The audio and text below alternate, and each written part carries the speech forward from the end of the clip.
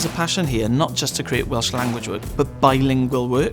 Nid yn unig ydw wedi cael cyfleoedd i ddatblygu yng ngwaith i fel sgwennwr, fi hefyd fel perfformiwr wedi cael cyfleoedd i drio pethau allan. I'm a member of the LGBT community, I'm also a first language Welsh speaker, and there's a passion here for creating work for audiences from a number of different cultures. So, fi'n ddiolchgar iawn.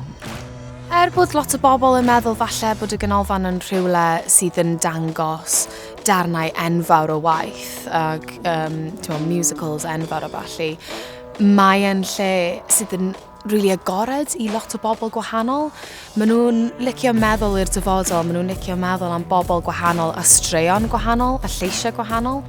I went to the Millennium Centre with an idea for my show Lovecraft Not the Sex Shop in Cardiff around 2 years ago. It was really lovely to be heard and to be listened to with such a crazy idea.